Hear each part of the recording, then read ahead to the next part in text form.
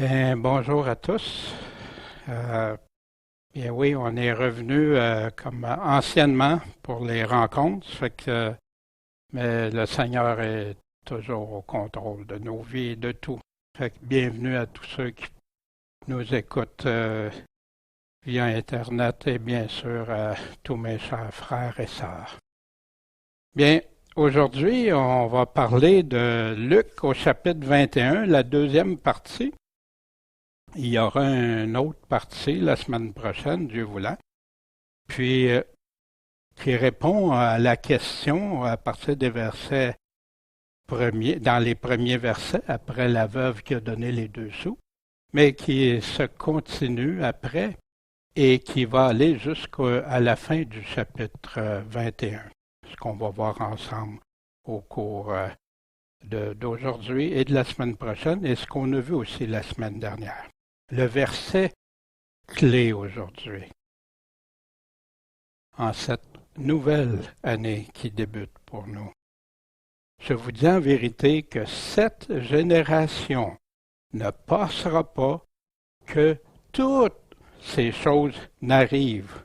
Le ciel et la terre passeront, mais mes paroles ne passeront pas et disparaîtront pas. Et personne ne pourra les changer d'ailleurs.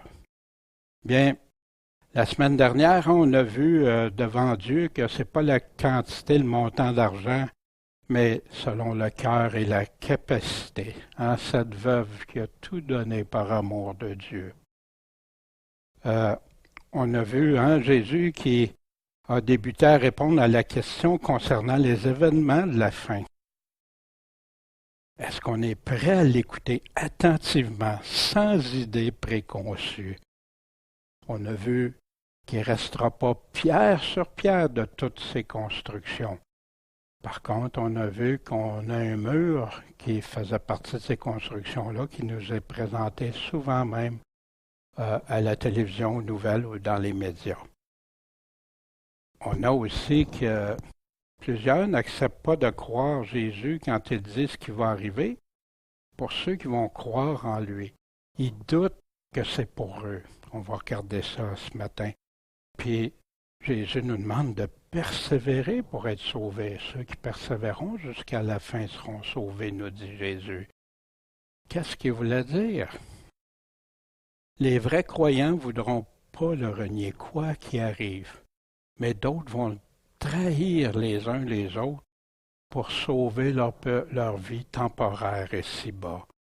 Ils n'auront pas adhéré totalement comme disciples à Jésus-Christ. Quelle tristesse. La suite essentielle qu'on va voir ce matin, qu'est-ce qui précède le retour de Jésus et le rassemblement des siens, notre réunion avec lui. Puis, Jésus nous dit que toutes ces choses doivent arriver dans la même génération. Souvenez-vous du verset clé qu'on vient de lire. Puis en passant, il n'y a aucune séparation entre les paroles de Jésus pour séparer ça du temple. Mais on verra ça plus tard. On avait vu la semaine dernière, Jésus, les séductions, attention en premier, les grands tremblements de terre, des famines en divers lieux, des épidémies, des pestes, des choses épouvantables dans le ciel qui va se produire. On a vu aussi le début des tribulations, persécutions, arrestations, aller devant les tribunaux. Mais c'est une occasion de témoigner, d'évangéliser par le Saint-Esprit qui va nous donner les vraies paroles que Dieu veut qu'on dise à ce moment-là. Plusieurs vont mourir pour leur foi parce qu'ils ne veulent pas renier le Seigneur. Puis, on avait tout juste débuté ce qui commençait l'abomination de l'Antéchrist à Jérusalem. Ce qui va être le départ de la grande tribulation de l'Antéchrist envers les croyants. Jésus nous donne sa doctrine, ses enseignements, c'est la vérité. Il nous a donné plusieurs choses hein, des guérisons, il nous a parlé du salut, de la foi, de l'obéissance, des dangers, des vrais disciples sauvés, les mensonges, les erreurs, sa mort, sa résurrection, la repentance. Il nous a donné plein de choses, hein. Mais ce que certains oublient, c'est qu'il y a plus de 25%, plus du quart, qui s'adresse du Nouveau Testament, qui s'adresse à la fin des temps. Puis c'est plus, on va revoir ça. Il nous parle, hein, des jugements, ses avertissements, ses promesses. Il nous parle de plein de choses qui vont survenir, comment vivre aussi, comment marcher en Jésus-Christ dans la sanctification selon Dieu. Puis plein d'autres choses, hein. Je ne voulais pas prendre trop de temps sur ça, mais ici, qu'est-ce qui se passe? Il y en a qui prétendent que c'est pas important les prophéties. Pour certains, non, c'est pas important, c'est le salut qui est important. Mais ce qu'ils ne réalisent pas, c'est que les prophéties pour le temps de la fin fait partie intégrante du salut et de la délivrance que Jésus va apporter. Combien qu'on peut ôter, combien de pourcentage, combien qui n'est pas si important. Quelle parole de Jésus n'a pas autorité sur celui qui se dit chrétien? Pourquoi ces enseignements? Pourquoi qu'on prend le temps de regarder ça? Bien, premièrement, pour rester fidèle aux paroles de Jésus. Qu'est-ce que lui nous dit? Rien ajouter à ce qu'il nous a dit, ni en enlever. C'est un tout, c'est global. Pour aussi éviter le déni. Parce qu'il y a beaucoup d'enseignements qui vont contredire ce que Jésus lui-même a dit, puis que ça amène des chrétiens à du déni. Non, ça se peut pas. Puis des cœurs trop sensibles. Parfois, ils trouvent les paroles de Jésus trop dures. Non, Jésus nous dit la vérité parce qu'il nous aime. Il veut pas qu'on fasse de mauvais choix.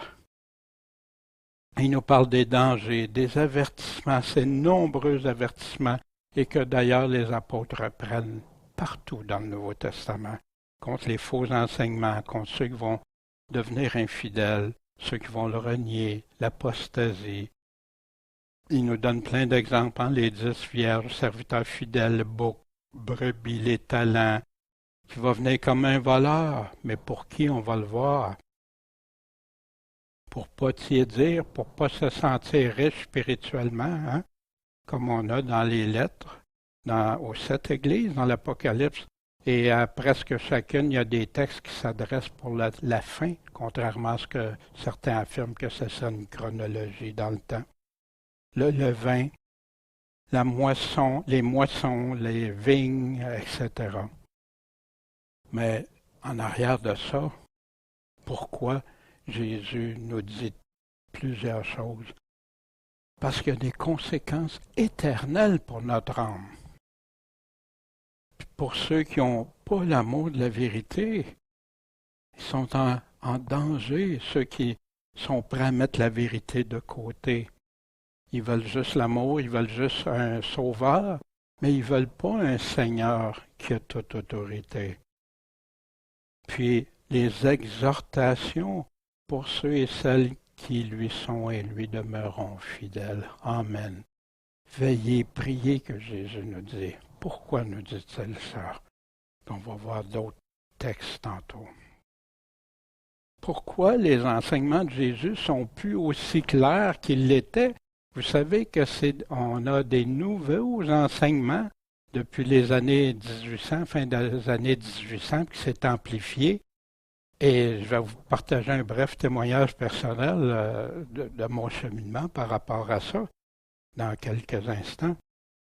Mais pourquoi c'est plus aussi clair que quand Jésus l'a dit au début de l'Église, qu'il avait tout bien compris, qu'il savait que l'Église, les chrétiens seraient là pendant les tribulations, pendant l'Antéchrist.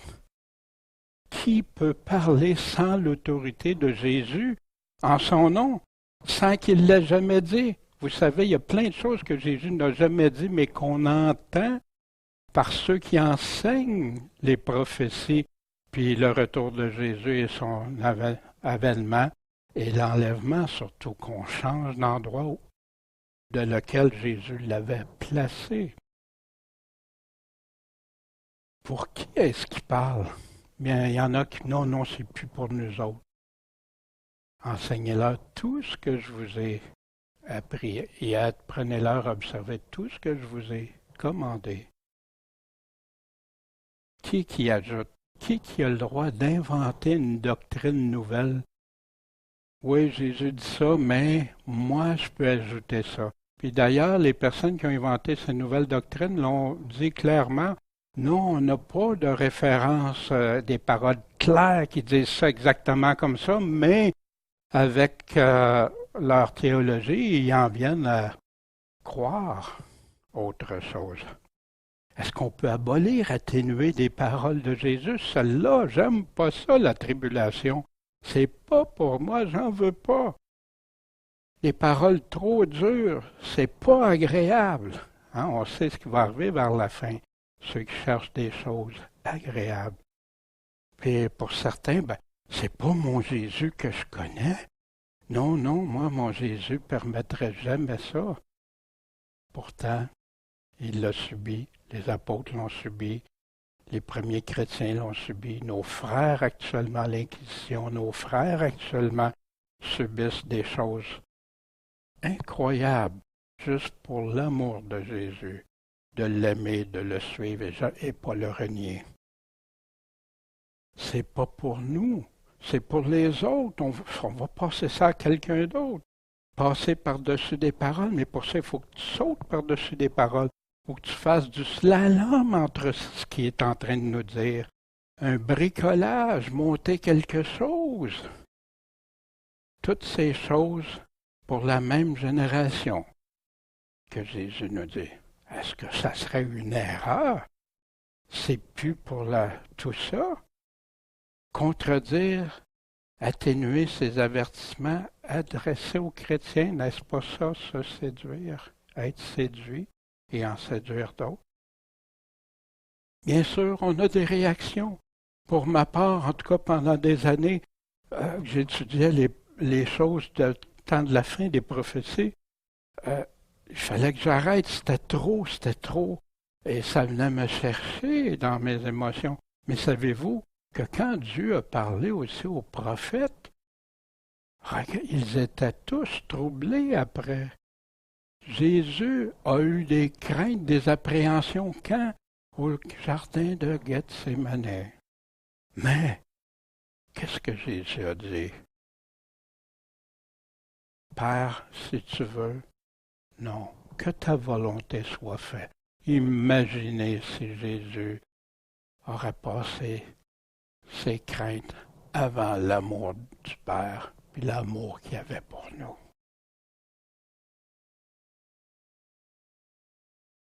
C'est comme si Jésus a oublié de dire que ses disciples seraient enlevés avant. On ne trouve pas ça nulle part dans le Nouveau Testament.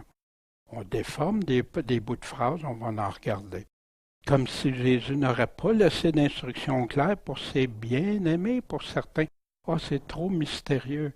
Pourtant, Jésus dit, voici, je vous ai tout annoncé, je vous ai tout prédit, je vous l'ai tout dit. Est-ce que c'est un Jésus mystérieux ou un Jésus que même des enfants peuvent comprendre, ces paroles simples, mais que la théologie vient tout embrouiller souvent?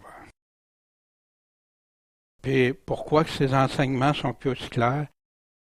Et j'ai vu ça à maintes reprises. Confiance aveugle aux paroles des hommes. Ah ben mon pasteur, c'est pas ça qu'il dit. Ben non. Combien de fois j'ai parlé à des gens, regarde, on va regarder juste les enseignements de Jésus, on va regarder Thessaloniciens, on va regarder ça, puis on va écoute ce que Jésus dit. Puis là, wow! Puis j'ai dit, ben continue, demande au Seigneur, prie. La chose que j'entends après, oh non, c'est pas vrai. T'as regardé les paroles de Jésus, puis tout ça. Non, j'ai été voir mon pasteur, il me l'a dit que c'était pas vrai. Un tel m'a promis que c'était pour être comme ça. Pourquoi pas remplacer l'un tel par Jésus a dit que ça serait comme ça? Un bref témoignage personnel. Ça, c'est une photo d'une partie des livres que j'ai étudiés depuis les années 80 quelques. Puis j'en ai des boîtes, des caisses, mais j'ai pas été les rechercher. J'en ai jeté beaucoup aussi, ou donné ou vendu.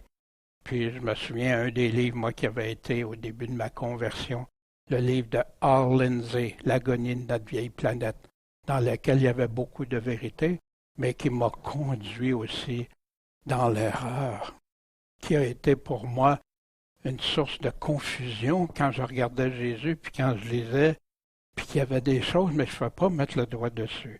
Et ça a été comme ça pendant des années. Puis là, tout ce que je pouvais étudier, lire, combien de livres j'ai acheté, neufs, usagés, faire venir des vidéos, tout vidéo qui avait attrait, du moins tous ceux que connus, je les obtenais. Parce que pour moi, c'est un sujet important. Euh, Puis ce que j'ai appris aussi au travers le temps, c'est quand je regardais juste ce que Jésus disait, il y avait quelque chose qui cliquait pas. Il fallait que je me fasse un scénario des préconçus pour passer par-dessus les paroles de Jésus, mais des hommes de Dieu m'avaient dit que c'était ça. Fait que pour moi, la confusion s'est installée. Euh, Puis jusqu'à un jour, en lisant ma Bible, j'ai lu un texte qui disait quand Jésus reviendrait, quand il y aurait la transformation dans le beau chapitre d'un Corinthiens 15 sur la résurrection. Puis que Paul dit c'est à son avènement que ça va se produire. Puis c'est à la dernière trompette. Ce mot-là m'avait capté. C'est quoi cette dernière trompette-là? Et Paul serait-tu trompé? Aurait dit, puis pourtant Jésus en parle, la dernière trompette. Il en parle aussi dans l'Apocalypse. Mais on reviendra à ça. Et aussi beaucoup d'amis pasteurs, quand je parlais de ça, puis les prophéties, ouais, il y en a que c'est manque d'intérêt. Il y en a d'autres, on n'a pas le temps, on est tellement occupé assis à ça, fait qu'on se fie à ce qu'on nous a montré. Mais sans plus de validation. Ouais, mais Jésus dit ça. Ouais, mais nous autres, non, c'est pas ça. Puis il y a même des personnes qui se sont fait interdire de dire certains textes que Jésus disait. C'est terrible quand tu entends des églises chrétiennes faire des choses comme ça. Pour moi, c'est devenu une seule source. La Bible.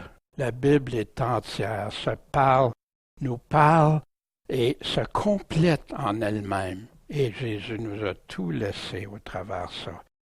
Cette Bible qu'on peut étudier, c'est une de mes Bibles préférées que j'ai beaucoup étudiées, puis pris des notes. J'en ai eu, je ne sais pas combien de dizaines de Bibles comme ça au travers les années. Quand je vois heureux celui qui lit et ceux qui écoutent les paroles de cette prophétie et qui gardent les choses qui y sont écrites, parce que le temps approche. Heureux si tu le fais.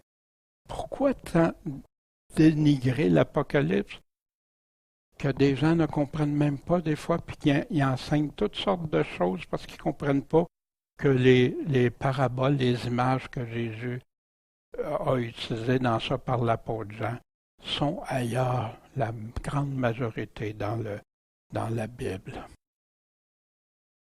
Que celui qui a des oreilles écoute ce que l'Esprit dit aux églises, répété à chacune des 7 églises. Mais je dois dire que ma motivation pour enseigner, c'est venu par rapport à des commentaires que j'ai entendus, puis dont un surtout, qui m'a dit que si l'enlèvement n'a pas lieu avant les tribulations, la Bible n'est pas vraie. Wow! J'ai dit, Seigneur, j'avais ma foi des paroles de Jésus, mais je voulais pas exposer ça pour que ça fasse des conflits, générer des choses, parce que j'ai vu des fois des gens se chicaner avec ça, ce qui est vraiment étrange parce que c'est pas ça que Jésus veut qu'on fasse, mais se soumettre à ses paroles. Puis, c'est basé des enseignements nouveaux qui n'étaient même pas là autrefois, que Darby, Scofield, la Bible Scofield, que les gens lisaient les commentaires puis ils disaient que c'était dans la Bible, mais c'était des commentaires d'un homme, pas la Bible. Des pasteurs qui répètent ce qu'on leur a dit. Si Jésus affirme qu'il nous a tout prédit, et c'est dans Marc, dans Matthieu, où on trouve ça, qu'il y aura un enlèvement avant la tribulation, puis avant l'avènement de Jésus, où il nous dit qu'il y a plusieurs phases, comme certains enseignent, qu'il va y avoir 7 ans dans le ciel, alors que la tribulation ne peut pas durer plus que 42 mois, que la Bible nous dit. Mais ils prennent ça un enseignement d'une alliance dans Daniel qui va durer 7 ans. Mais ce n'est pas la tribulation. Qu'est-ce qui va arriver avant que ce que Jésus a dit qui arriverait avant son avènement, avant que la saison soit là, avant que tout ce qu'il a dit qui arriverait? Jésus n'a jamais dit ça. Puis même ceux qui utilisent les passages comme Noé, comme dans le temps de Noé, vont être protégés, tout ça. Mais il nous dit quand c'est après les événements qu'il nous a dit. Il y en a qui disent qu'il y a un autre enlèvement. Ben oui, il vient enlever, puis après ça, il va revenir pour chercher les autres. Ah oui? Est-ce qu'il y a un évangile différent après l'enlèvement des croyants? Est-ce qu'il y a une deuxième chance? Jésus dit, la porte est fermée, qu'il dit aux vierges insensées. Il n'y a pas de porte ouverte après. C'est un autre évangile. Puis en plus que ces personnes-là devraient souffrir maintenant pour être avec le Seigneur, mais pas l'Église, parce que l'Église ne serait plus là. Quel piège, quel piège. Pour arriver à ça aussi, il y en a qui affirment que la colère de Dieu et les tribulations sont synonymes. On va regarder ça. Mais les tribulations, est-ce que ça vient de Dieu ou de l'Antéchrist? Qui ne changera pas ses paroles immuables? Toi, moi, ceux qui croient en lui? Amen. Si t'es confus avec ce que tu as appris, ce que tu as su, voici ce que Dieu nous dit. Toute la parole de Dieu, toute est pure, épurée. Elle est un bouclier pour ceux qui ont en lui leur refuge. T'as peur, t'as des craintes, va te placer où? Dans sa parole. Il va te réconforter. L'Esprit Saint a laissé ça pour nous. N'ajoute rien à ses paroles. Pourquoi? De peur qu'il te reprenne, puis que tu sois trouvé menteur. Mais il y en a qui oublient que des menteurs devant Dieu, comme Paul dit, aucun menteur. Jésus répète la même chose à la fin de l'Apocalypse pour les menteurs. Où vont être là? L'endroit qu'ils vont aller. Voici, dans l'Apocalypse au chapitre 22, à la fin de ce livre de « Je proteste à quiconque entend les paroles, la prophétie de ce livre, que si quelqu'un ajoute, Dieu fera tomber sur lui les plaies écrites dans ce livre. Ajoute rien, pourtant il y en a plein qui le font. Et si quelqu'un retranche des paroles du livre de cette prophétie, Dieu va retrancher sa part, va enlever sa part du livre de vie et de la sainteté, puis des choses écrites. Celui qui dit ça, c'est qui rend témoignage? Dit, oui, je viens bientôt. Oui, Seigneur Jésus, viens. Qui va? Qui est supérieur à Jésus pour lui dire que ça ne sera pas ça? Encore là, la théologie vient faire comprendre plein d'autres choses aux paroles saintes. Le but de ces paroles de Jésus, les paroles même qui nous semblent dures des fois, qui peuvent nous faire « wow », ces paroles sont essentielles pour ne pas chuter, pour ne pas apostasier, pour ne pas abandonner la foi, pour ne pas le renier. Heureux est celui qui ne se scandalisera pas de moi, une occasion de chute. Et celui qui a reçu la semence dans les endroits pierreux, puis il entend la parole aussitôt avec joie, mais il n'y a pas de racine en lui-même. C'est juste pour un temps qu'il croit. Et lorsque l'affliction, la tribulation ou la persécution survient à cause de la parole, qu'est-ce qui arrive? Il chute aussitôt, se scandalise aussitôt. Mais voici Jésus. Qu'est-ce qu'il nous dit? Afin que vous ne vous scandalisiez pas, je vous ai dit ces choses. L'heure même vient où on vous fera mourir. Ils vont penser rendre un culte à Dieu, à un autre Dieu. Ils vous feront ça. Pourquoi? Parce qu'ils n'ont connu ni mon Père ni moi. Mais je vous les ai dites, afin que lorsque l'heure sera venue, vous vous souveniez que je vous les ai dites. Vous savez, l'Antéchrist, il y en a plusieurs qui vont être séduits par des signes, des miracles et tout ça, vont le suivre, vont croire que c'est Dieu, que c'est Jésus même, un autre qui vient en son nom. Et voici le long préambule, mais pour tenter de sensibiliser, de regarder, puis je sais que mes frères, mes sœurs qui croient déjà à tout ça, mais je vous remercie de votre patience. Mais peut-être pour ceux qui nous écoutent la première fois ou qui ont des doutes, qui ne sont pas encore sûrs de ce que Jésus dit, viens écouter Jésus. Reste jusqu'à la fin. Voici, Jésus avait terminé la semaine dernière avec posséder vos âmes. Comment? Par votre patience, votre persévérance. Bon Père céleste, puisses-tu nous guider. Apaise les cœurs de ceux qui se sentent apeurés ou qui ont besoin, Seigneur, de toi. Puis ceux qui croient en toi, qui veulent te suivre de tout leur cœur, affermis-nous, Seigneur. Rends-nous vainqueurs comme toi tu l'as été. Merci, Seigneur, et puisses-tu nous guider. En ton nom, Jésus, notre Maître, notre Seigneur, notre Sauveur. Amen. Et voici, Jésus dit, quand vous verrez Jérusalem environnée par les armées. Beaucoup appelaient ça ce qui s'est passé en 70. On va voir que ce n'est pas pour l'an 70. Sachez que sa désolation approche. Vous savez que Jérusalem, qu'est-ce qui est arrivé quand Israël est redevenu une nation en 1948, une nation d'un jour qui était impossible pour tout le monde.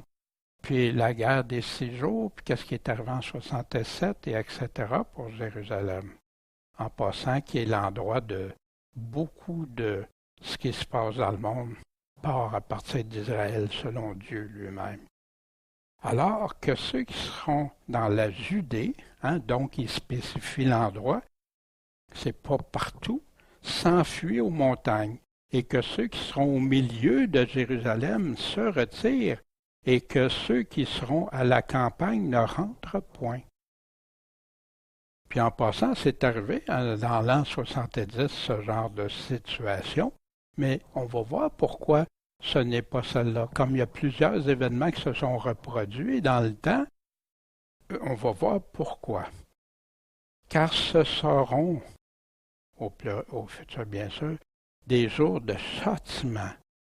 Pourquoi? Afin que toutes les choses qui sont écrites s'accomplissent. Est-ce que toutes les choses qui sont écrites se sont accomplies en 70? Allons voir. Puis les choses écrites, Mais avant, voici dans Luc 21, quand vous verrez Jérusalem environnée, sachez que sa désolation approche.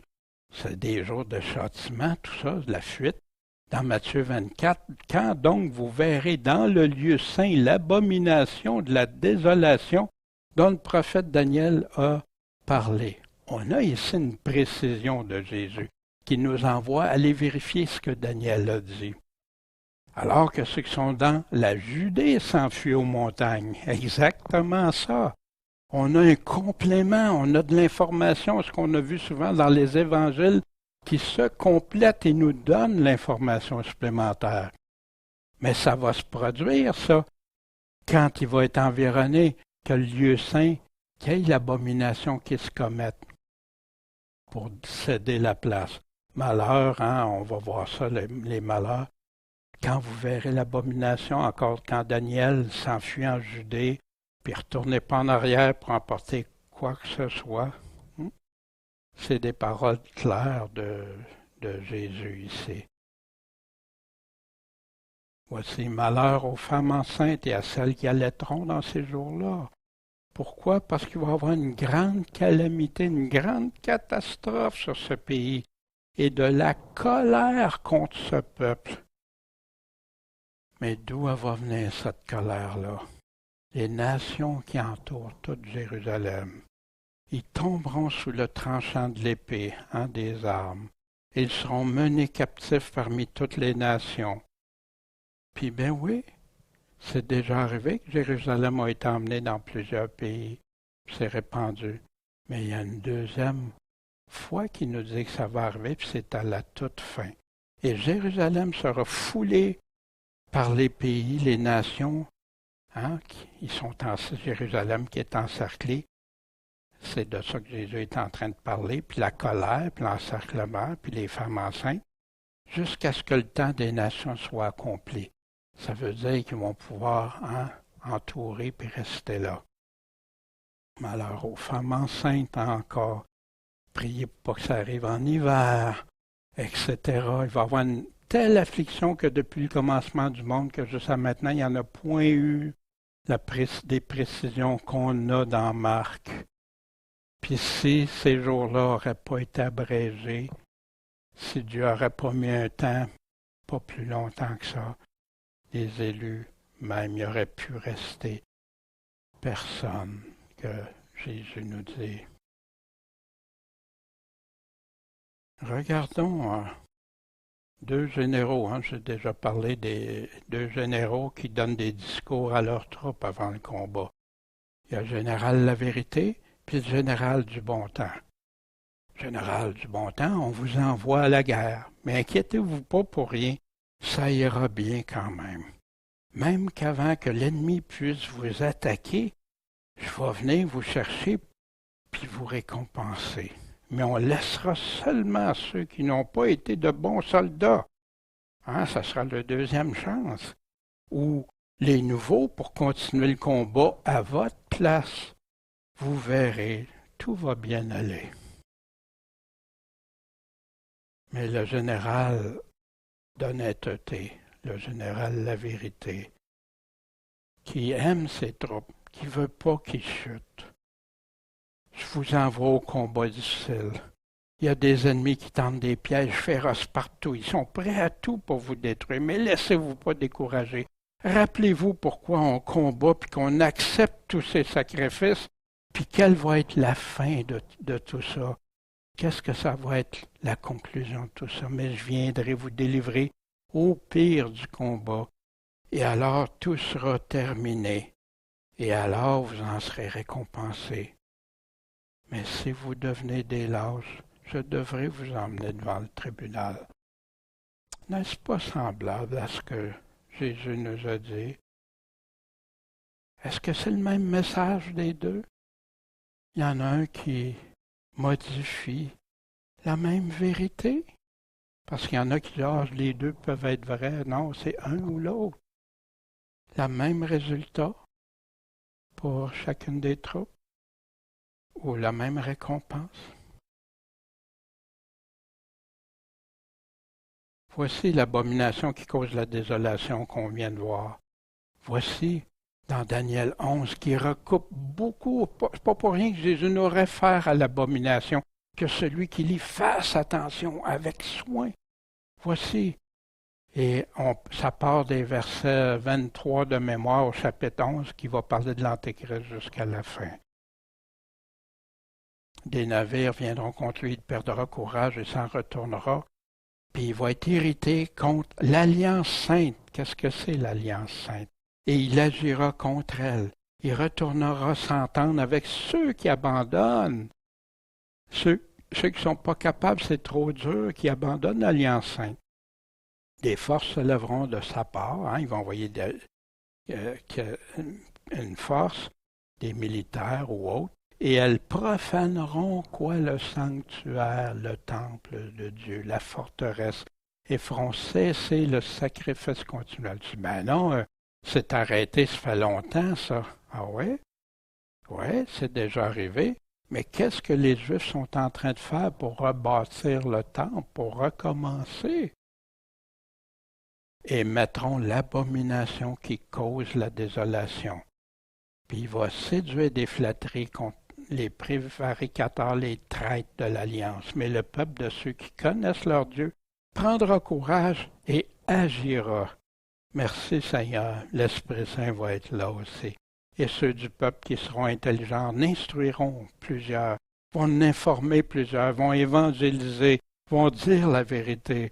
Mais il y en aura qui tombera par l'épée, par la flamme, par la captivité, par le pillage pendant un certain temps. Il y a un temps abrégé. Et lorsqu'ils seront renversés, ils seront un peu secourus.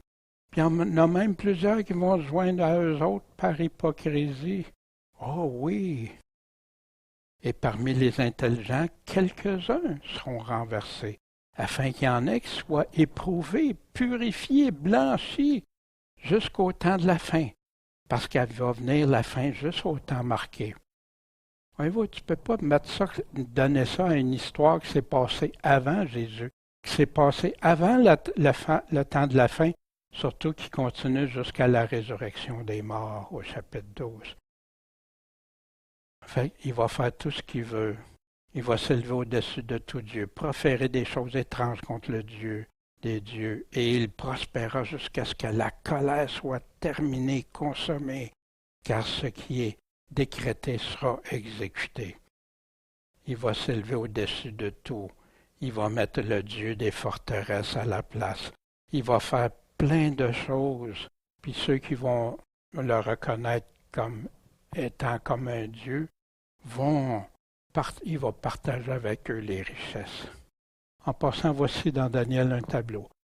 De grâce, je sais que je ne peux pas m'étendre si longtemps, mais sur le site Internet, pour Christ.com, vous avez, et sur YouTube aussi en grande partie, vous avez plein de choses reliées aux prophéties, que ce soit l'Apocalypse ou Révélation, les Matthieu 24. Vous avez 12 enseignements sur Matthieu 24 et 25 qui fait beaucoup le tour. Mais ici, revenons à Daniel. Pourquoi Jésus y fait référence? Mais si vous regardez dans Daniel, c'est une répétition. L'abomination, il en parle au chapitre 8, 9, 11 et 12. Il en parle en Matthieu 24, 2 Thessaloniciens, les temps, et ainsi de suite, vous avez par chapitre. De grâce, prenez un temps, allez vérifier avec soin que celui qui lit fasse attention. Puis vous pouvez le mettre sur pause ou aller sur pourchrist.com, downloader les PowerPoint, et vous pouvez prendre le temps que vous voulez l'arrêter ou pour mettre la vidéo sur pause. Par la suite. L'homme de la perdition, en l'adversaire qui s'élève au-dessus de tout ce qu'on appelle Dieu dans 2 Thessaloniciens, il va se proclamer Dieu dans le temple de Dieu. Il y a une grande bouche dans l'Apocalypse 13 qui va dire des grandes choses, des blasphèmes. Ils vont faire la guerre aux saints aussi pendant 42 mois, puis plus loin, il donne pour les chrétiens aussi, l'Alliance sainte. Sa puissance va s'accroître, mais pas par sa force. Mais oui, c'est le malin qui est là. Et il va faire des ravages extraordinaires, il va réussir, il va détruire les puissants et le peuple des saints. Par son habileté, en passant, qui sont les saints? La même chose dans le Nouveau Testament. Les saints, c'est ceux qui appartiennent à Dieu, à Christ. Puis il dit, il va s'enorgueillir, puis à l'improviste, il va faire périr beaucoup de gens. Il va s'élever contre le prince des princes, mais il sera brisé sans le secours d'aucune main. Dieu nous promet que son temps va être compté. À la fin, dans Daniel 7 encore, on a ici qui va prononcer des paroles va opprimer les saints du souverain, la tribulation, la grande tribulation, penser à changer les temps et la loi, même changer ce que Jésus a dit, même changer les textes que Dieu nous a donnés, la Bible. Et les saints seront livrés en sa main pendant un temps, des temps, la moitié d'un temps, 3 ans et demi, 42 mois, 1260 jours, selon les mois bibliques. Et le règne, la domination et la grandeur du royaume, des royaumes qui sont sous tous les cieux seront donnés à qui? Au peuple des saints du souverain. Quand est-ce que ça va arriver? Son royaume est un royaume éternel et toutes les dominations le serviront et lui obéiront. Puis Daniel dit, mais quant à moi, Daniel, mes pensées, wow, c'est extraordinaire, non, me troublèrent fort. Et je changeais de couleur, je conservais ces paroles dans mon cœur. C'est dur parfois. Mais Dieu nous amène avec ça à nous préparer. Craindre l'oppresseur. Voici dans Ésaïe 51, pour le temps de la fin encore. Les rachetés de l'Éternel retourneront et viendront où à Sion avec des chants de triomphe, une allégresse qui va durer combien de temps? Éternelle. Ils vont obtenir la joie, l'allégresse, les douleurs et les gémissements s'enfuiront, c'est fini. C'est moi qui vous console. Hey, je pense que s'il y a quelqu'un qui sait comment nous consoler, c'est bien Dieu. Qui es-tu pour avoir peur de l'homme mortel, du Fils de l'homme qui deviendra comme l'herbe? Pour te faire oublier l'Éternel, ton Créateur, celui qui a créé le ciel, la terre, puis pour trembler sans cesse tout le jour devant la fureur de l'oppresseur, quand il s'apprête à détruire? Où donc est-elle la fureur de l'oppresseur? Bientôt l'homme courbé sous les fers sera mis en liberté, la délivrance que Jésus promet. Il ne descendra pas dans la fosse et son pain ne lui manquera pas. Car je suis l'Éternel, ton Dieu, qui frappe la mer et fait mugir les flots, de qui le nom est l'Éternel des armées.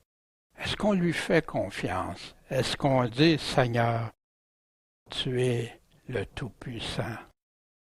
De ne pas craindre ceux qui peuvent enlever la vie, mais qui ne peuvent pas aller plus loin.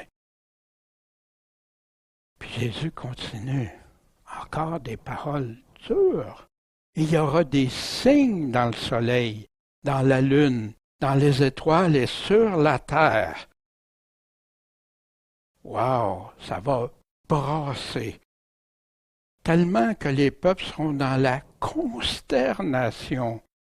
Hein, les gens qui souvent sont tout va bien pareil, ne sachant que devenir, qu'est-ce qui va leur arriver, c'est incroyable, la mer et les flots faisaient un grand bruit, hein, qu'on vient de lire dans Ésaïe 50, en passant à 51. Les hommes seront comment? Comme rendant l'âme de frayeur. Vous savez ce que ça veut dire? Il y a même des personnes qui meurent de peur. Combien de fois que des personnes, ils pensaient qu'il y avait une situation tellement dangereuse qu'ils en sont morts sans qu'il ne soit rien arrivé. Mais ici, dans l'attente des choses qui surviendront dans le monde. Pourquoi? Parce que les puissances des cieux seront ébranlées. Voyez-vous, si on veut rattacher tout ça qui s'est arrivé dans les années 70, là, on a un sérieux problème. Parce que ça, c'est pas arrivé. Les puissances des cieux n'ont pas été ébranlées comme de l'ampleur que Jésus nous dit. Puis pourtant, on a plein de documentaires, d'émissions qui nous parlent de tout ce qui peut arriver, il y a des scientifiques qui paniquent même. Puis là, alors ils verront venir le Fils de l'homme sur une nuée avec une grande puissance et une grande gloire. Wow! Ce que l'espérance du chrétien, l'espérance de ceux qui attendent leur Dieu, dans la souffrance, qui ont tellement hâte que Jésus arrive. Voici, les cieux ébranlés, les puissances. Il dit qu'est-ce qui va se passer? Les personnes vont rendre l'âme de terreur. Dans Matthieu 24, aussitôt après l'affliction, la grande tribulation de ces jours-là, qu'est-ce qui va arriver? Le soleil va s'obscurcir, la lune ne donnera pas, les puissances, les étoiles tomberont, les puissances des cieux seront ébranlées. Wow, terrible! Et en ces jours-là, après cette affliction, la lune, puis tout ça encore, elle répète. Mais ça fait peur. Oui, mais pour celui qui est pour le Seigneur, Dieu dit qu'il va veiller aux siens. On va voir ça. Puis c'est là, quand ces choses vont arriver, votre délivrance approche. Quand vous verrez arriver ces choses, sachez que le royaume de Dieu est où? Proche. Ça s'en vient, c'est tout près. Matthieu, il nous dit qu'après que les puissances des cieux seront ébranlées, alors le signe du Fils de l'homme paraîtra dans le ciel. Alors aussi toutes les tribus se lamenteront en se frappant la poitrine. Vous pensez, il y en a qui pensent que c'est la grande colère, tout ce qui se passe avant. C'est rien. C'est quand Jésus va arriver. Wow! Dans la parole, il nous dit quand même, ils vont dire aux rochers, tombez sur nous, on aime mieux que les rochers nous tombent dessus que de faire face à l'agneau en colère, avec grande puissance et grande gloire.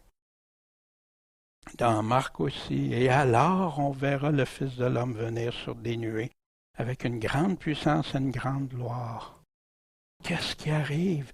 La frayeur dans l'attente des choses qui arriveront dans le monde.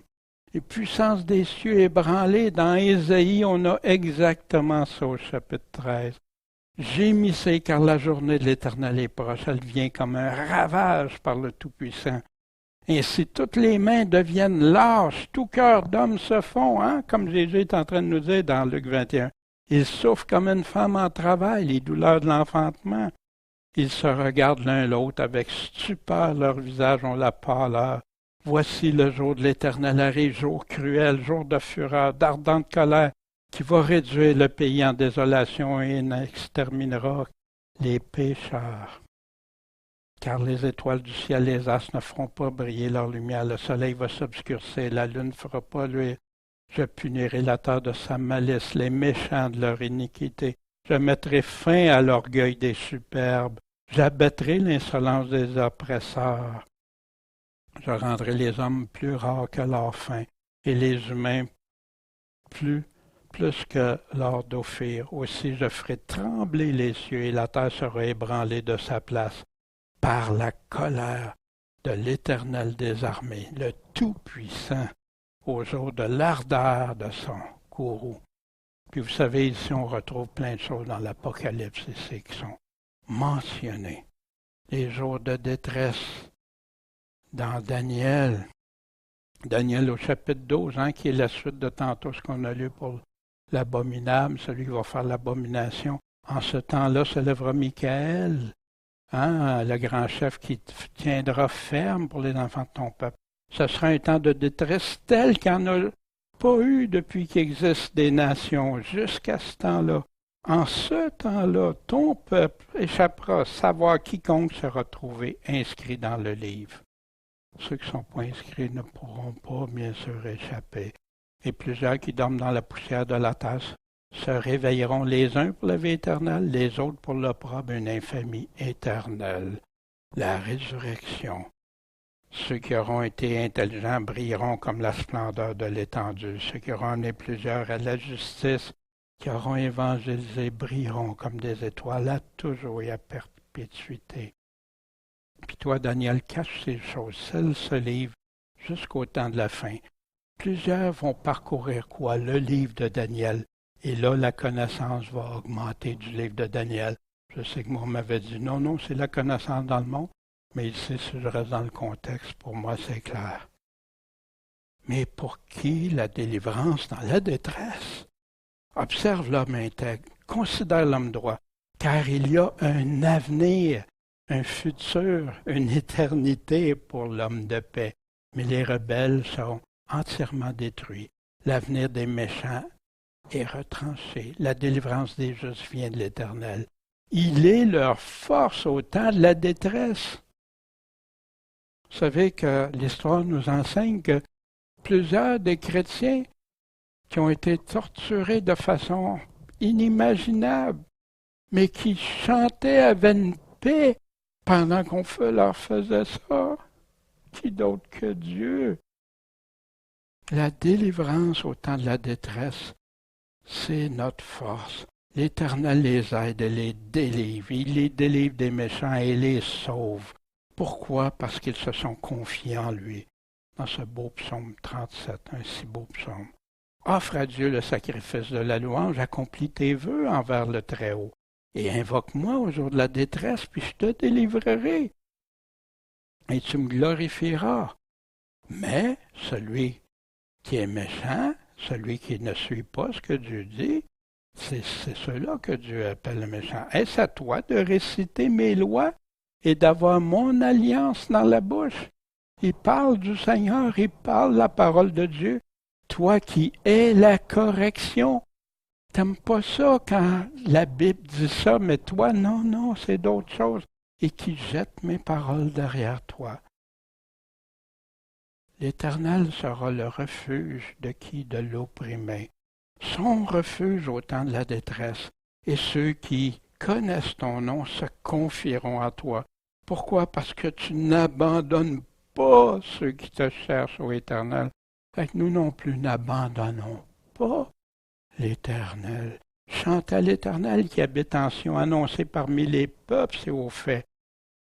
Car il venge, il rend justice au sang versé, puis il s'en souvient, puis il n'oublie pas le cri des affligés.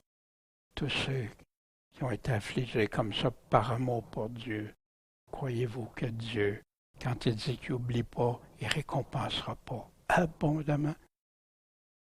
Un mensonge que j'ai découvert entre la colère de Dieu ou la colère du dragon, parce que c'est souvent mis en lumière que la tribulation égale la colère de Dieu. Mais où est la vérité? Voici dans Apocalypse 15. Car c'est par elle, les coupes, que sont les dernières plaies, que s'accomplit la colère de Dieu. Apocalypse 14. Il boira aussi du vin de la colère de Dieu, du vin peu préparé dans la coupe de sa colère, puis il sera tourmenté dans le feu, le soufre en présence des saints anges. J'ai entendu une grande voix venant du temple qui disait aux sept anges, « Allez verser sur la terre les coupes de la colère de Dieu. » Vraiment, la colère de Dieu va s'accomplir, se réaliser à ces coupes-là. Voici par contre le dragon s'irrita contre la femme, s'en alla faire la guerre au reste de sa postérité. C'est qui? C'est ceux qui gardent les commandements de Dieu, puis qui ont le témoignage de Jésus-Christ. Hein, ça vient de faire sauter certaines théologies, c'est pour ça qu'ils doivent ramener ça. Dieu dit, enseignez-leur à obéir à tout ce que je vous ai commandé, mes commandements. Jean dit que si on n'obéit pas à ses commandements, on est menteur, la vérité n'est pas en nous. On lui a donné une grande bouche qui disait de grandes choses, des blasphèmes. On lui donna le pouvoir de faire la guerre pendant 42 mois qu'on a vu tantôt. Et elle ouvrit la bouche pour blasphémer contre Dieu, pour blasphémer contre son nom, son tabernacle, hein, son temple, et contre ceux qui habitent dans le ciel. Il lui fut aussi donné de faire la guerre aux saints, qui sont les saints, surtout dans le Nouveau Testament. Il y en a qui essayent de changer ça après, et de les vaincre. Ça, on n'aime pas ça. Mais c'est pour un temps, c'est abrégé. Jésus s'en vient. Voici ce que Jésus disait en Matthieu 24. Il va y avoir une grande tribulation, une grande affliction, telle qu'il n'y en a pas eu depuis le commencement, que si ces jours n'avaient pas été abrégés. Fait, imaginez, qui va abréger ça? Le malin? Non, Dieu. Dieu, parce qu'il nous aime, puis à cause des élus, il va il a abrégé ce temps-là. L'Antéchrist ne pourra pas, le malin, le dragon qui l'inspire, qui le conduit, ne pourra pas aller plus loin. Concernant l'enlèvement, quand est-ce que Paul dit qu'il va y avoir l'enlèvement? Allons voir dans 2 Thessaloniciens au chapitre 1. Frères, nous devons rendre toujours grâce à Dieu pour vous, comme il est juste, puisque votre foi fait de grands progrès et que la charité que vous avez tous les uns pour les autres abonde de plus en plus, de sorte qu'on se glorifie de vous dans les églises de Dieu. Pourquoi? À cause de votre constance, votre persévérance et de votre foi dans toutes les tribulations, les persécutions, les afflictions que vous endurez, qui est une preuve du juste jugement de Dieu, afin que vous soyez rendus dignes du royaume de Dieu. Vous savez, comme beaucoup de nos frères, nos sœurs qui souffrent maintenant, s'ils se disent eux-mêmes qu'ils se sont épurés de plein d'autres choses, que c'est Dieu avant tout maintenant, pour lesquels vous souffrez. Parce qu'il est juste devant Dieu qui va rendre l'affliction à ceux qui vous affligent, et le repos, ça va arriver avec nous. À vous qui êtes affligés. Remarquez combien de fois il répète ça. Puis ça va arriver quand, ça? Lorsque le Seigneur Jésus apparaîtra du ciel avec les anges de sa puissance dans un feu flamboyant. Il y en a qui sont pris avec ça parce que Thessaloniciens, c'était pas aux Juifs qui parlaient, c'était une église de chrétiens. Dont il pouvait y avoir des Juifs et des non-Juifs, des gentils, pour exercer la vengeance contre ceux qui ne connaissent pas Dieu et ceux qui n'obéissent pas à l'Évangile de notre Seigneur Jésus-Christ. Ils vont subir leur peine. C'est quoi? Une perdition éternelle. Wow! Comment? Par la présence du Seigneur et par sa puissance glorieuse. Quand? Lorsqu'il viendra pour être glorifié en ce jour-là dans ses saints et admiré dans tous ceux qui auront cru. C'est pourquoi nous prions continuellement pour vous, que Dieu vous rende digne de sa vocation, qui accomplisse puissamment tous les desseins favorables de sa bonté et l'œuvre de la foi, puis qu'on soit glorifié pour Jésus-Christ. Mais il y en a qui disent, ah ben non, là, tu vois, c'est pas vraiment pour nous. Ben, il y a une partie que c'est pour nous, mais l'autre partie, c'est pas pour nous. Mais on va voir ce que Paul va nous dire dans quelques instants. Or, quand ces choses commenceront d'arriver, regardez en haut. Quelles choses vont commencer d'arriver? Toutes celles qui nous dit à partir de pierre sur pierre, puis continuer, qui n'a jamais arrêté. Parce que votre lever la tête, oui, ça s'en vient. Votre délivrance approche. Votre salut, ça s'en vient. Dieu va vous sauver. Et il dit une similitude. En passant, je m'excuse, hein, j'avais déjà dit que c'était de mémoire, là, j'avais déjà dit ça, qu'il n'y avait plus de similitude de parabole dans Luc, mais si j'ai dit ça, c'est vraiment une erreur et je m'en excuse parce qu'il y en a des images que Jésus a continué par la suite. Fait que je ne sais pas si j'ai rêvé ça ou si je pense à ça, mais ça m'a réveillé une nuit. Puis, en tout cas, si jamais j'ai dit cette chose-là, je vous en demande pardon. Jamais je vais vous induire en erreur. Puis là, il nous dit, voilà le figuier, et pas juste le figuier, et tous les arbres. J'étais tellement content de voir ça, parce que ça enlève qu'il y en a qui interprètent toujours le figuier comme étant Israël. Mais ici, Jésus il dit, non, tous les arbres, c'est quoi le sens de ce qu'il veut nous dire? Quand ils poussent, vous jugez de vous-même en les voyant que l'été est proche. Hein? Tu le vois, les bourgeons, ça s'en vient, puis tout de même, la même chose, hein? Le même exemple.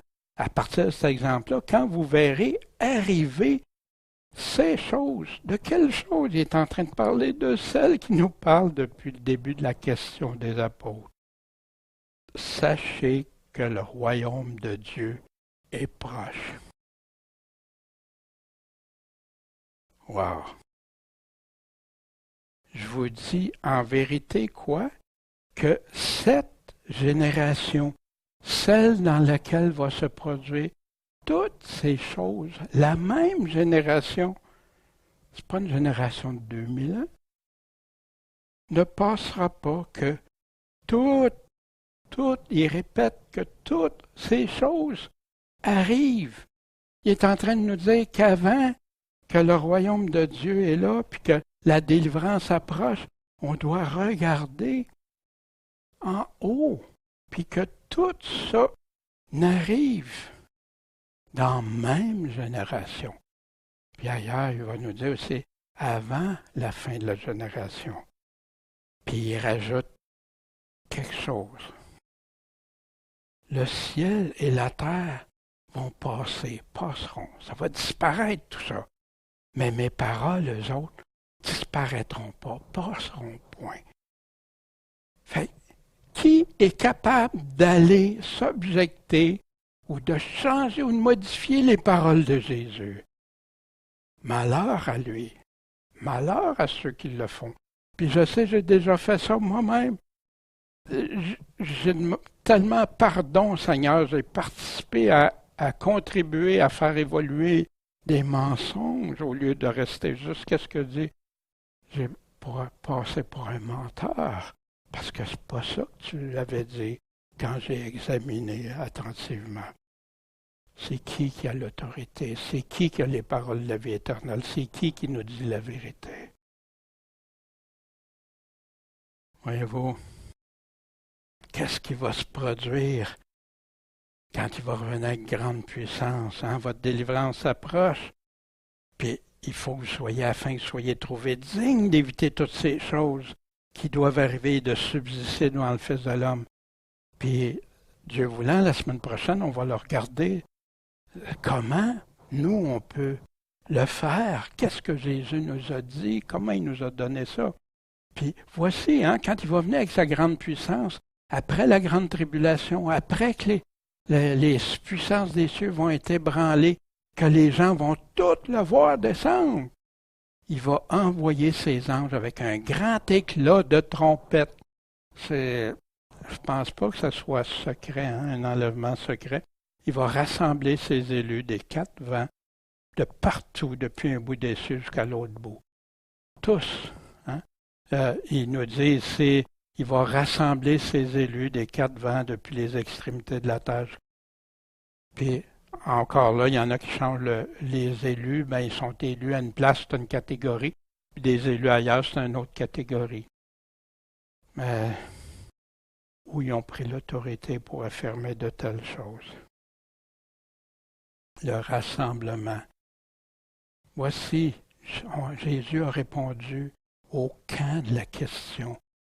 Depuis qu'il a parlé de son retour, de pierre sur pierre, de son avènement, de la fin, quand ces choses commenceront d'arriver, hein, votre délivrance approche, puis il nous donne l'exemple du figuier, puis de tous les arbres, vous voyez ça.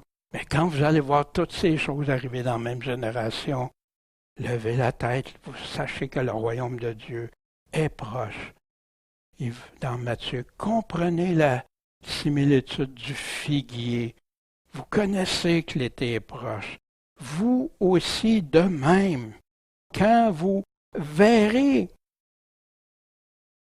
toutes ces choses, sachez que quoi? Le Fils de l'homme est proche et à la porte. Ah oui, le royaume et le retour du Seigneur, son avènement, c'est la même chose. Dans Marc 13, hein?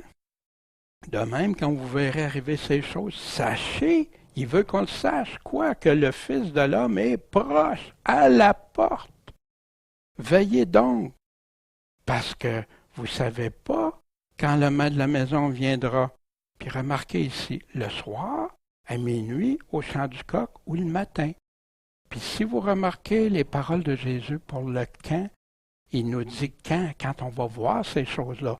Mais pour la date, le jour et l'heure, ça, personne ne le sait, mais il nous a donné un temps. Mais il y en a qui veulent tellement que l'enlèvement, comme je croyais quand je me suis converti, que ça arriverait là, dans n'importe quand. Mais Jésus nous a donné plein de choses qui doivent arriver avant son avènement. Puis ces paroles passeront pas, toutes dans la même génération, toutes dans la même génération, toutes dans la même génération. Pour ce qui concerne ce jour et de l'heure, cette date-là, cette heure-là, personne ne le sait. Voici où Paul dit quand est-ce que son avènement puis l'enlèvement peut arriver. Pas avant quelque chose. Pour ce qui regarde quoi? L'avènement de notre Seigneur qu'on vient de voir. Et notre réunion avec lui. C'est quoi notre réunion avec lui? Fait, ici, j'ai un sérieux problème parce que si je dis que c'est plus pour les chrétiens, c'est juste pour les chrétiens, la deuxième catégorie d'évangile ou de chrétiens qui seraient restés après l'enlèvement, j'ai un sérieux problème. Notre réunion avec lui, l'enlèvement, ce qu'il nous a dit, nous vous prions, frères, de ne pas vous laisser ébranler facilement dans vos pensées. Laissez-vous pas troubler. Pourquoi? Ni par quelque inspiration. Ah ben moi je pense que, ou quelqu'un dit qu'il pense, ou que Dieu y aurait donné une inspiration, ou quelques paroles que quelqu'un dirait, ou il y en a même qui prophétisent des choses qu'on ne retrouve pas dans la Bible, ou quelques lettres qu'on dirait venir de nous, comme si le jour de Christ était proche. Wow! Attention là! Le jour de Christ. Que personne ne vous séduise dans aucune manière. Livres, prophéties, vidéos, pensées. Pourquoi? Parce qu'il faut que la révolte soit arrivée auparavant. La révolte, l'apostasie, l'abandon de la foi envers Dieu. Et qu'on ait vu, puis qui va se produire beaucoup quand il va y avoir la grande tribulation, qu'il y en a qui vont se trahir les uns les autres même. Puis il dit que personne ne vous séduise d'aucune manière. Pourquoi? Parce qu'après l'apostasie, il faut qu'on voit aussi paraître, il faut qu'on ait vu paraître l'homme du péché, le fils de la perdition, l'adversaire, qui s'élève au-dessus de tout ce qu'on appelle Dieu, qu'on a vu dans Apocalypse 13, dans Daniel, et qu'on adore jusqu'à s'asseoir comme Dieu dans le temple de Dieu, se proclamant lui-même Dieu, l'abomination. Ne vous souvenez-vous pas que je vous disais ces choses quand j'étais encore avec vous? C'est pas nouveau, Paul le répète, parce que les Thessaloniciens étaient inquiets. Et maintenant, vous savez ce qu'il retient, qu'il soit manifesté juste dans son temps.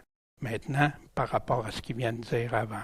Fait que pour l'enlèvement, l'avènement, Paul les met ensemble. Et Paul met la délivrance juste au chapitre précédent qu'on a vu au chapitre 1 de 2 Thessaloniciens, qui dit que la délivrance va arriver. Puis qu'est-ce qui va se produire? Jésus dans un feu flamboyant contre les adversaires. Le même jour. Le camp immuable de Jésus pour l'imminence de son retour. Jésus nous dit, son retour, c'est dans la même génération. Toutes les choses écrites avant doivent arriver. Le figuier, tous les arbres que Jésus nous donne comme exemple, comme l'été quand on voit l'été s'approcher. Mais pas le jour puis l'heure. Ça, on ne le sait pas, personne ne le sait, le Père seul que Jésus nous dit. L'avènement, il nous dit que quand il va arriver, on va avoir la protection de ceux qui l'aiment, de ceux qui vont persévérer en lui, puis la destruction surprise pour ceux qui ne l'auront pas suivi. L'enlèvement et le châtiment, selon Paul, se produit dans le même temps. Et si vous regardez dans 1 Thessaloniciens au chapitre 4, qu'on verra Dieu voulant la semaine prochaine, vous verrez que Paul dit que c'est à son avènement, pas un de ses avènements, pas une phase de son avènement, à son avènement. Jésus dit, je te prie pas de les ôter du monde, mais de les préserver du malin. Puis, je les ai sanctifiés, sanctifie-les par ta vérité. Comment qu'on peut être mis à part par Dieu? seulement par sa parole qui est la vérité. C'est comme ça qu'on peut être sûr, qu'on peut être ferme, qu'on peut être assuré. Puis, mais je prie pas seulement pour eux, hein, parce que le malin voulait les attaquer, veut nous attaquer. C'est le destructeur. Il veut pas qu'on continue. Il veut pas qu'on choisisse de suivre Dieu. C'est pour ça, tous ces pièges, toutes ces tribulations, en faire chuter le plus possible. Mais je prie aussi pour ceux qui croiront en moi. Comment? Par leur parole, par le Nouveau Testament qu'on a reçu, la nouvelle alliance de Jésus, puis qui nous ont répété les paroles de Jésus, puis les choses à venir que Jésus a dit. Si on examine ce que Jésus a vraiment dit, est-ce qu'on a les yeux puis les oreilles ouverts? Jésus dit qu'avant son avènement, tout ce qui doit arriver au préalable, il ne sera pas là avant, pas avant la saison qu'il nous a dit. Que les chrétiens subiront une grande tribulation qui arrive avant son avènement, puis il veut qu'on persévère. Je sais que ça va à l'encontre de beaucoup qui enseignent le contraire, que tu n'as pas à t'inquiéter, tout est beau, tout va bien aller, Jésus vient te chercher avant ça. Sauf qu'il oublie plein aussi de nos frères qui sont en train de vivre des choses terribles. Il va venir nous chercher comme un voleur. Ceux qui ne veillent pas, comme Paul qui nous le reconfirme. Paul, en Thessaloniciens, nous dit, mais nous, on n'est pas des ténèbres, on n'est pas des ténèbres pour que ce jour-là nous surprenne. Jésus, dans l'Apocalypse, qui va surprendre. Qui? Ceux qui ne sont pas restés fidèles, il va venir comme un voleur pour les personnes de ces églises-là. Avec grande puissance, trompette, tous vont le voir. Où est-ce qu'on trouve un enlèvement secret, un enlèvement avant qui passerait comme « Ah, ouais, il est disparu. » Mais qu'est-ce qu'il dit Jésus à son avènement? Ça va être terrible. Puis les gens, entre la colère de l'Antéchrist et la colère de Dieu, laquelle vous pensez qui va être la pire? Puis qui a le pouvoir sur l'âme après ça? Sinon Dieu le Père. Puis est-ce que Jésus nous a dit qu'il y aurait une deuxième chance? Un autre évangile, mais il doit être différent pour ceux qui n'ont pas été enlevés, qui ne feraient pas partie de l'Église, dans le fond, à en croire certains. Mais non, Jésus a dit qu'il revenait chercher ses disciples, ses élus, ceux qui croient en lui. Il n'a jamais parlé que la porte sera ouverte. Au contraire, il a dit la porte va être fermée pour les insensés. Puis ça va avec ce que Paul nous disait dans 2 Timothée 4,4. Ils vont fermer l'oreille à la vérité et se tourneront vers des fables. C'est bien plus agréable de croire que j'aurai rien. Quand vous verrez toutes ces choses pas avant, des séductions, des guerres, famines, pestes, tremblements de terre, grandes tribulations, les puissances des cieux, signes de terreur, puis son avènement, la réunion, la colère, où tu peux placer son avènement. Jésus, as-tu oublié de nous dire quelque chose? Et je vous ai tout annoncé, tout prédit. Où tu peux placer un évangile différent? Paul dit que si quelqu'un vous présente un autre évangile, qu'il soit anathème. Puis dans 2 Thessaloniciens, avec toutes les séductions de l'iniquité parmi ceux qui se perdent parce qu'ils n'ont pas reçu l'amour de la vérité pour être sauvés.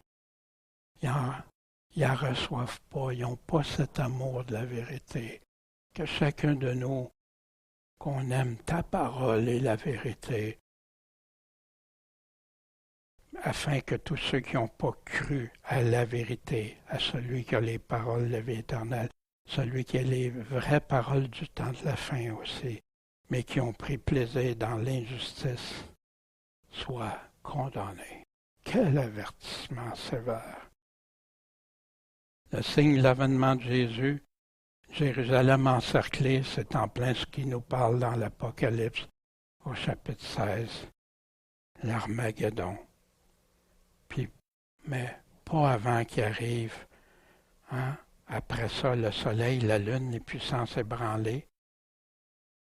Le signe doit arriver avant qu'il soit proche. L'enlèvement, la protection, la réunion, le rassemblement, chercher les siens partout. Puis la colère de Dieu, hein, à son avènement, sa terreur, le combat.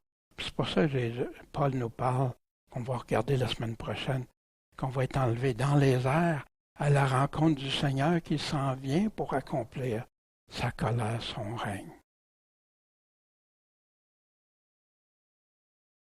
C'était en grande partie la réponse de Jésus. C'est en grande partie parce que Matthieu 25 nous donne tout. À partir de 24 et continuer 25, on a dans Luc 17 aussi qui nous parlait comme au temps de Noé, comme au temps de Lot. Mais c'est après la grande tribulation, après le soleil et la lune. Si on réfléchit aux enseignements de Jésus, les signes qui précèdent le retour de Jésus et le rassemblement des siens, ça doit tout arriver dans la même génération. Puis il n'y a rien qui sépare tout ça de dire que c'est en 2 temps ou tout ça. Non, c'est tout. Jésus répond à la question concernant les événements de la fin. Est-ce qu'on peut y en ajouter, enlever? Qui va avoir raison? C'est quoi la vérité? Jésus nous aurait-il trompé? Pas du tout. Mais des hommes changent ce que Jésus a dit. S'il n'y a pas d'enlèvement avant, la Bible n'est pas vraie. Quel commentaire terrible! Parce que la confiance dans les hommes est plus grande que la confiance en Jésus. Les vrais ne voudront pas le renier, quoi qu'il arrive. Puis vous savez, on ne sait pas la part, parce qu'il dit il y en a qui vont se baisser, d'autres ça, d'autres ça. On ne sait pas quelle est la part. Puis Dieu en protège aussi. Puis il va en avoir encore des vivants à l'enlèvement, à son avènement. Toutes ces choses dans la même génération, je me répète, mais c'est tellement important. On ne peut pas effacer ces paroles de Jésus, on ne peut pas passer par-dessus, on ne peut pas changer le sens. Puis ce qu'il y a de dangereux, c'est que plusieurs pasteurs prêchent que l'enlèvement avant. Quel est le danger de ça? Mais si tu dis aux gens qui ne seront plus là pour subir tout ça, comment tu veux qu'ils veillent, qu'ils prient pour avoir la force, qu'ils prient d'être dignes? Ou plutôt, ça ne fera pas des gens qui vont tiédir et même trahir d'autres. Puis quand c'est basé sur ce que j'ai entendu directement, que plusieurs des pasteurs répètent ce qu'on leur a montré. Mais Dieu merci, il y en a, mais ce n'est pas la majorité, qui prêchent ce que Jésus dit, qui restent attachés. Priez pour eux, demandez que Dieu les protège, les bénisse et qu'ils puissent pouvoir parler, mais parler de l'autorité de Jésus, pas des hommes. La semaine prochaine, comment veiller, prendre garde, être jugé digne à son retour. Puis on va voir aussi un Thessaloniciens 4, ce fameux passage.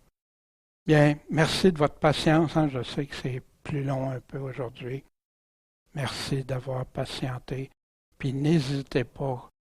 Michel va le regarder pour la finition, là, le remettre et le mettre sur Internet. Regardez, étudiez s'il y a des passages, vous n'êtes pas sûr.